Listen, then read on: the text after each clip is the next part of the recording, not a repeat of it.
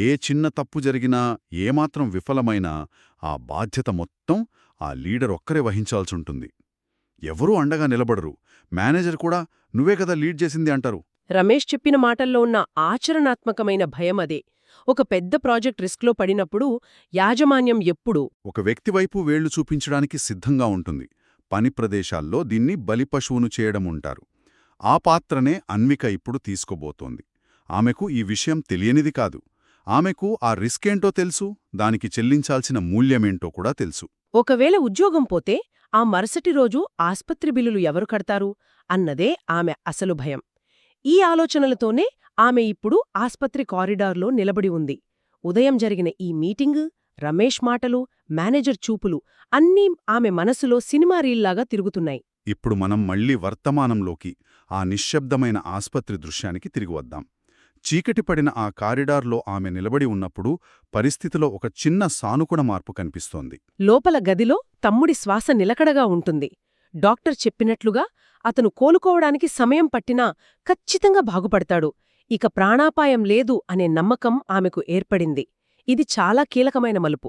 అవును, ఇన్ని రోజులుగా ఆమెను వెన్నాడుతున్న ఒక భయం ఇప్పుడు కొద్దిగా సడలింది. ఈ ఒక్క విషయం ఆమె ఆలోచనా విధానాన్ని పూర్తిగా మార్చేసే అవకాశం ఉంది. ఇక్కడే మనం మన విశ్లేషణలోని కొన్ని అత్యంత కీలకమైన సూత్రాలను మాట్లాడుకోవాలి. అంటే గతంలో అన్విక తీసుకున్న బాధ్యతలన్నీ పరిస్థితులు ఆమెపై రుద్దినవి, అంటే బలవంతంగా వచ్చినవి అని. ఈ వ్యత్యాసాన్ని అర్థం చేసుకోవడం చాలా ముఖ్యమిక్కడ. పరిస్థితి బలవంతం చేయడం వేరు, మనం స్వచ్ఛందంగా ఎంచుకోవడం వేరు. ఇన్నేళ్లుగా కుటుంబాన్ని పోషించడం, చదువు మానేసి పనిలోకి వెళ్లడం, బిల్లులు కట్టడం అనేది ఆమెకిష్టం ఉన్నా లేకపోయినా చేయాల్సిన పనులు. దానికి ప్రత్యామ్నాయం లేదు. అక్కడామెకు స్వేచ్ఛ లేదు. కాని ఇప్పుడు ఆమెకున్న నాయకత్వ బాధ్యత అనేది పరిస్థితుల బలవంతం కాదు. ఆమె ఇప్పుడున్న సాధారణ ఉద్యోగంలోనే కొనసాగొచ్చు. ఎవరూ ఆమెను తీసేయరు. భద్రత అలాగే ఉంటుంది.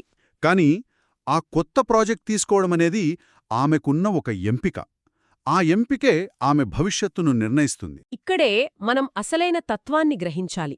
మన జీవితాలను పరిస్థితులు ప్రారంభించవచ్చు, కాని మన భవిష్యత్తును నిర్ణయించేది మాత్రం మనం తీసుకునే ఎంపికలే. ఈ కేస్ స్టడీ నుంచి మనం నేర్చుకోగల ఒక అద్భుతమైన వాక్యం ఇక్కడుంది. ఆ వాక్యం స్థిరత్వమనేది త్యాగంతో మొదలవుతుంది, కాని వృద్ధి అనేది ఎంపికతో మొదలవుతుంది అని. అద్భుతం! మనమొక భద్రమైన స్థితికి చేరుకోవాలంటే మన ఆశలను, కోరికలను త్యాగం చేయాల్సి రావచ్చు. రాత్రులు నిద్రలేకుండా కష్టపడాల్సి రావచ్చు. కాని ఒకసారి ఆ స్థిరత్వమొచ్చాక అక్కడే ఆగిపోతే ఎదుగుదల ఉండదు కదా. మనం ఎదగాలి అంటే మాత్రం ధైర్యంగా ఒక ఎంపిక చేసుకోవాలి. ఒక కొత్త, భయంకరమైన అడుగు వేయాలి. ఇన్నేళ్లుగా ఆమె కుటుంబం కోసం త్యాగం చేస్తూ వస్తోంది. ఆ ఆశించిన స్థిరత్వాన్ని ఎలాగోలా సాధించింది. ఆ పంజరాన్ని నిర్మించుకుంది. ఇప్పుడు ఆ పంజరం తలుపులు తెరిచి బయటకు రావాల్సిన సమయమొచ్చింది అని అర్థం. అయితే ఆ పంజరం బయట అన్ని పూలపాన్పులుండవు. ఈ వృద్ధి అనేది ఊరికే రాదు. దానికొక మూల్యం చెల్లించాలి. అదే రిస్క్. కాని ఇక్కడ మనం నిజమైన పరిణితి అంటే ఏమిటో స్పష్టంగా తెలుసుకోవచ్చు. పరిణతి అంటే రిస్క్ను చూసి పారిపోవడం కాదు. ఏ రిస్క్ను భుజాన వేసుకోవాలో తెలివిగా ఎంచుకోవడం.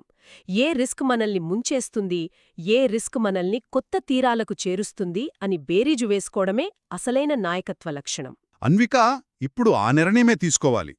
ఆమె తీసుకునే నిర్ణయం కేవలం ఆమె కెరీర్ను మాత్రమే కాదు, ఆమె తనను తాను ఎలా చూసుకుంటుంది అనే వ్యక్తిత్వాన్ని కూడా పూర్తిగా నిర్వచిస్తుంది. ఈ మానసిక సంఘర్షణలన్నీ ఆ ఆస్పత్రి కారిడార్లో ఆ రాత్రి జరుగుతూనే ఉన్నాయి. సరే, ఇప్పుడు ఈ కథనంలోని తుది ఘట్టానికి చేరుకున్నాం.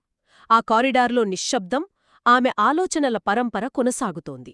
భద్రత కావాలా, ఎదుగుదల కావాలా? సరిగ్గా అదే సమయంలో ఆమె ఫోన్ స్క్రీన్ వెలుగుతుంది.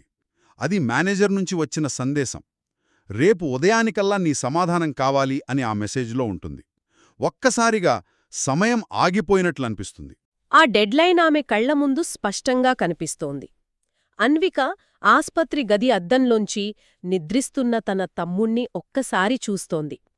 అతనిప్పుడు సురక్షితంగా ఉన్నాడు. ఆ తరువాత నిదానంగా ఆ చీకటి కిటికీ దగ్గరినుంచి వెలుతురున్న కారిడారులోకి అడుగుపెడుతోంది. ఇది కేవలం భౌతికంగా వేసిన ఒక అడుగు కాదు. ఆమె జీవితంలో ఒక కొత్త అధ్యాయానికి నాంది పలికే క్షణం. అవును. కొన్ని నిర్ణయాలు మనం ఎంతో కష్టపడి నిర్మించుకున్న స్థిరత్వాన్ని కాపాడతాయి.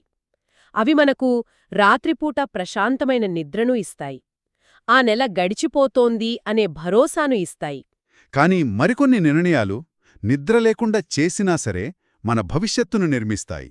అవి మనల్ని మనం ఊహించని కొత్త శిఖరాలకు చేరుస్తాయి. సమస్య ఏమిటంటే ఈ రెండూ ఎప్పుడూ ఒకే దారిలో ఉండవు. ఒక దారిలో వెళితే భద్రత దొరుకుతోంది, మరో దారిలో వెళితే ఎదుగుదల దొరుకుతోంది. ఆ రాత్రి గడిచిపోయి సూర్యోదయమయ్యేసరికి అన్విక తన జీవితాన్ని మార్చే ఒక ఖచ్చితమైన నిర్ణయం తీసుకోవాలి. ఆమె తాను కష్టపడి నిర్మించుకున్న జీవితాన్ని కాపాడుకోవాలా, లేక తనకోసం ఎదురుచూస్తున్న కొత్త భవిష్యత్తులోకి అడుగు పెట్టాలా? ఈ కథనాన్ని ముగించముందు మనమింతవరకు చర్చించిన విషయాలకు అతీతంగా మన మనసులను తొలిచే ఒక కొత్త ఆలోచననిక్కడ పంచుకోవాలనుకుంటున్నాను. ఆర్థిక శాస్త్రంలోనూ మనస్తత్వ శాస్త్రంలోనూ లాస్ ఎవర్షన్ అనే ఒక చాలా ఆసక్తికరమైన సిద్ధాంతముంది.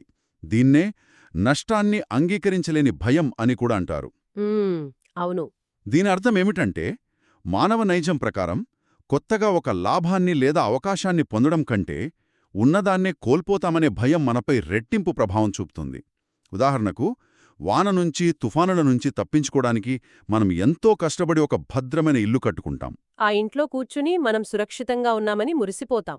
కరెక్ట్. ఆ ఇల్లు పోతుందేమో అన్న భయం మనల్ని ఎంతగా కమ్మేస్తుందంటే ఆ ఇంటి బయట ఉన్న అద్భుతమైన ప్రపంచాన్ని చూడాలన్న కోరిక కూడా చచ్చిపోతుంది. కాని ఒకవేళ మనం నిజంగా కొత్త తీరాలకు చేరుకోవాలంటే, కొత్త ప్రపంచాలను జయించాలంటే ఆ భద్రమైన ఇల్లు వదిలి మళ్లీ ఆ వానలోకి, ఆ తుఫానులోకి నడవక తప్పదేమో కదా. నిజమే. ఈ లాస్ అవర్షన్ అనే భయమే మనని పంజరంలో ఉంచుతోందా? స్థిరత్వం అనేది మనం అలిసిపోయినప్పుడు విశ్రమించే స్థావరమా, లేక మన ప్రయాణాన్ని శాశ్వతంగా ఆపేసే అడ్డంకా? ఈ ప్రశ్న అన్విక పాత్రను దాటి మనందరి అంతరంగాన్ని ప్రశ్నిస్తోంది. అద్భుతమైన విశ్లేషణ. భద్రతకు, ఎదుగుదలకు మధ్య ఉన్న ఈ సన్నని గీత, కోల్పోతామనే ఆ భయం, ఇవన్నీ మానవ ప్రయాణంలో అత్యంత క్లిష్టమైన దశలు. ఆస్పత్రి కారిడార్లో అన్నిక వేయబోయే ఆ తర్వాతి అడుగు ఏవిటో, ఆ నిర్ణయం ఆమె జీవితాన్ని, ఆ కుటుంబాన్ని ఎలా మార్చబోతుందో మనం తర్వాత తెలుసుకుందాం. ఈ కథనంలో దాగి ఉన్న మరిన్ని ఆసక్తికరమైన అంశాలతో మళ్ళీ కలుద్దాం. సెలవు.